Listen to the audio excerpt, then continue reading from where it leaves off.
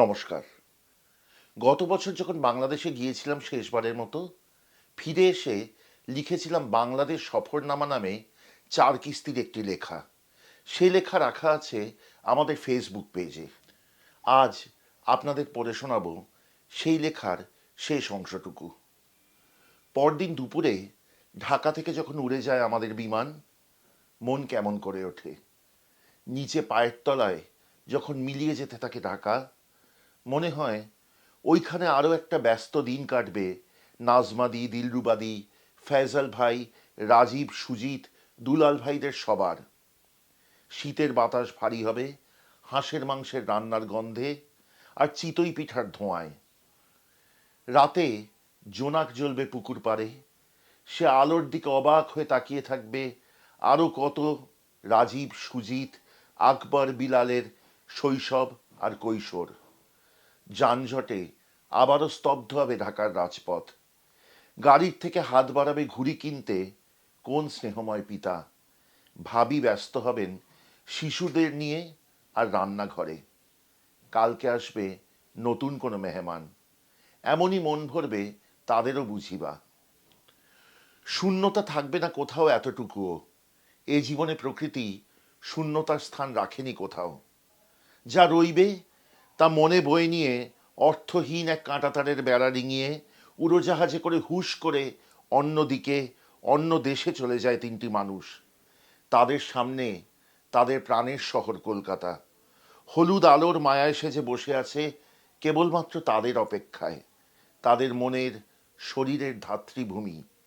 যেমন শ্রীকৃষ্ণের দেবকী আর যশোদা যমুনার দুই পারে। আজ শিখে নেব ঢাকার এক অতি ঐতিহ্যশালী মিষ্টি বিবিখানা পিঠা। চলুন শিখি।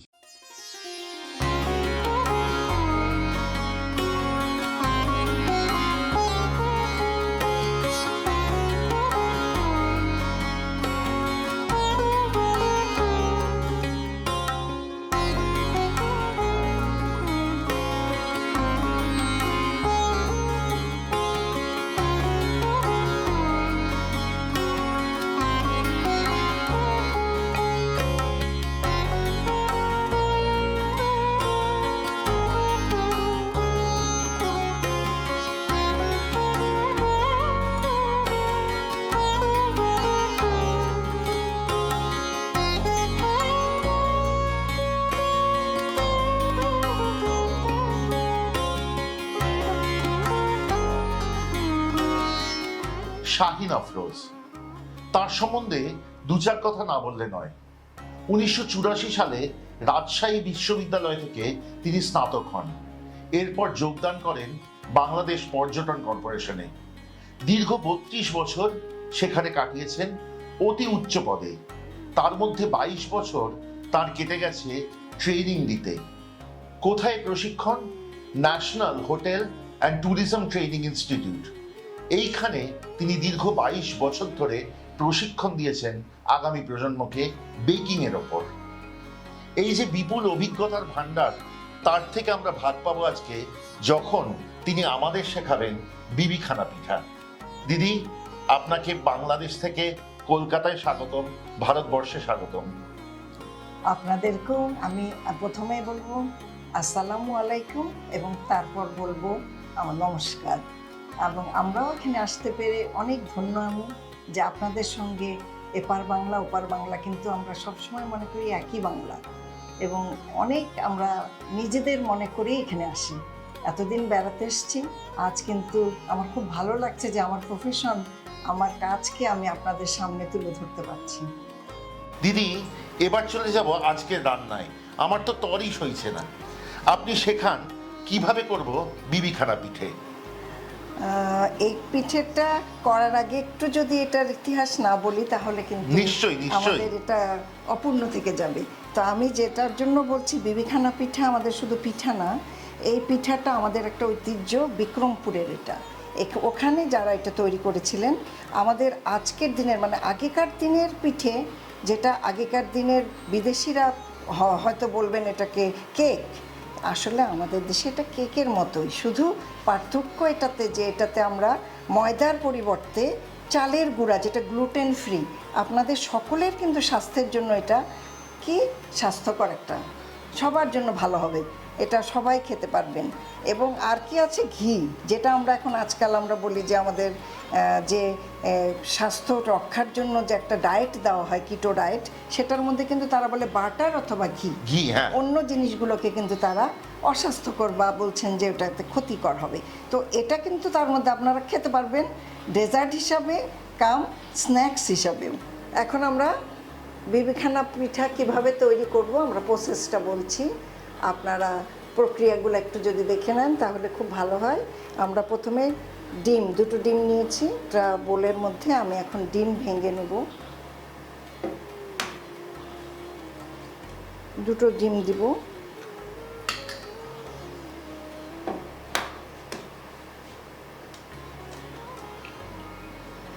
এটা আমরা একটুখানি করে নিই।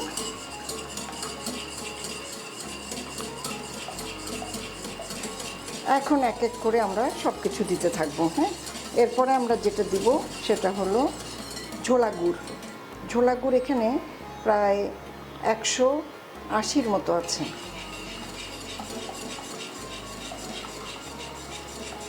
এই গুড়টা কিন্তু অনেক সময় অনেকক্ষণ রেখে দিলে দেখবেন যে নিচে একটু ইয়ে হয়ে যায়, মানে ঘন হয়ে যায়, সেজন্য একটু পানি মিশিয়ে নিতে হবে।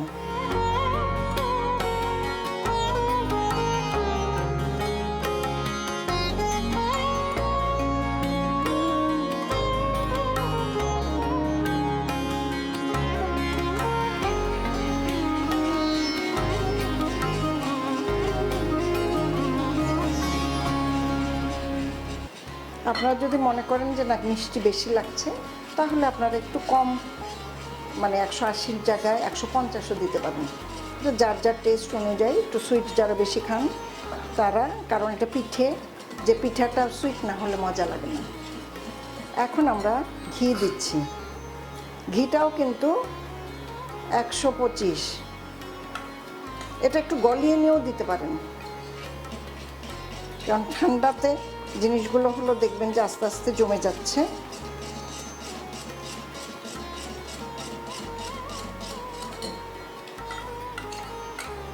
একটু আমরা রেখে দিচ্ছি ঘি, এটা আমরা ওটার মধ্যে আমাদের যে মোল্ড, ওই মোল্ডে লাগাবো আর কি, যেটার মধ্যে আমরা বসাবো। এরপরে যে জিনিসটা আমরা দিব, দুধের ক্ষীরের মতো, একদম 1 কেজি দুধকে আমরা 125 করে নিয়েছি। চালের গুঁড়ো, এটা কিন্তু গন্ধ চাল হতে হবে, যে চালের আপনারা পায়েস করেন, ফিরনি করেন, বিভিন্ন রকম জিনিস করেন, যেটা খেতে অনেক সুন্দর। এখন কি সুন্দর গন্ধ বেরোচ্ছে।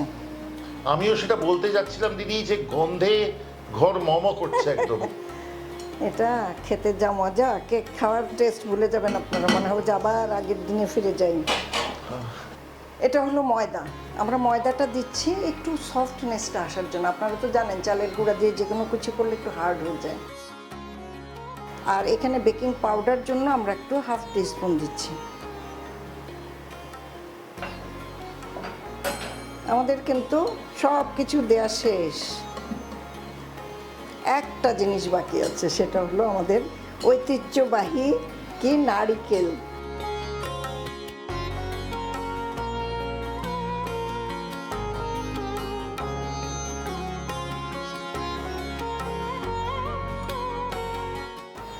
আমার আজকে সত্যি খুব দুঃখ লাগছে যে আপনাদের সাথে ভাগ করে নিতে পারছি না কি সুগন্ধ বেরোচ্ছে রান্নার থেকে। যাই হোক, এখন আমরা বসিয়ে দেব। তার আগে দিদি আমি ব্রাশ করে দিই মোলটা একবার ঘি দিয়ে, অবশিষ্ট ঘিটা দিয়ে।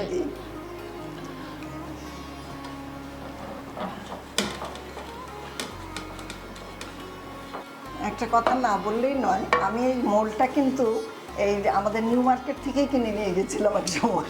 আচ্ছা দিদি, ভালো করে হয়ে গেছে। হ্যাঁ, এখন আমরা একটু ঢেলে দেবো দাদা।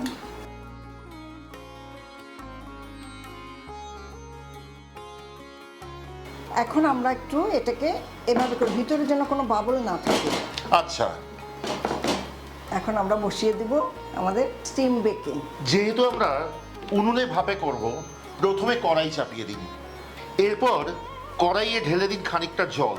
খেয়াল রাখবেন জল কিন্তু ততখানি দেবেন যেন পাত্রের কানায় না উঠে আসে। এবার সেই জলের ওপর বসিয়ে দিন বিবিখানা পিঠার পাত্রটি, উনুনে আঁচ জ্বালিয়ে দিন। খেয়াল রাখবেন আঁচ যেন মাঝারির থেকে একটু বেশি হয়। এবার ঢাকা দিয়ে দিন, অপেক্ষা করুন পরবর্তী 45 মিনিট থেকে 1 ঘন্টা। আপনাদের আগেই বলেছি বিবিখানা পিঠা প্রস্তুতির দুটি পদ্ধতি আছে। একটি ট্রেতে জল বসিয়ে তার উপর পাত্র দিয়ে আভেনে রাখা, এবং অন্যটি যেটা আজকে আমরা করছি সেটি হচ্ছে উনানে কড়াই বসিয়ে তার মধ্যে জল ঢেলে তার উপর পাত্র দিয়ে ঢাকা রেখে করা। পরেরটি একটু বেশি সময় সাপেক্ষ, কিন্তু আমরা আজকে সেটিই করছি। কিন্তু দিদি আমাদের জন্য করে এনেছেন আভেনে একটি বিবিখানা পিঠে। যতক্ষণ এটা হচ্ছে ততক্ষণ আমরা আপনাদের বলে দিই আরেকবারও যে আভেনে করলে কিন্তু ওপরে একটা সোনালি রং আসবে, যেটা উনুনে করলে নাও আসতে পারে। আমরা এখন আভেনে তৈরি পিঠেটাকে ডেকোরেট করব। দিদির থেকে জেনে নেব কিভাবে এটিকে সাজিয়ে সুন্দরভাবে পরিবেশন করা যায়। ততক্ষণ হোক কড়াইয়ে এই পিঠে। এখন আমরা ডেকোরেশনের জন্য যে খিরসাটা, এই খিরসাটাকে একটু সফট করে প্যালেট নাইফ দিয়েও করতে পারেন, চামচ দিয়েও করতে পারেন, যেটাতে আপনাদের সুবিধা হয়, করে নিয়ে আমরা এর উপরে লাগাবো। এখন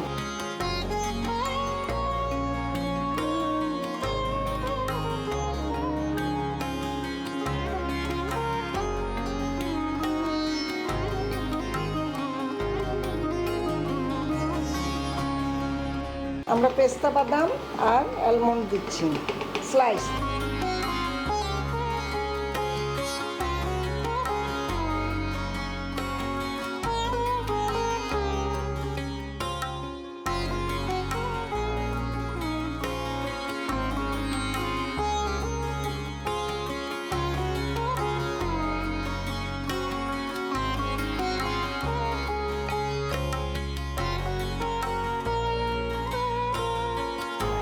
দিদি, এই বিবিখানা পিঠা আমার এবং আমার চ্যানেলের সব দর্শকদের কাছে সত্যি এক পরম প্রাপ্তি।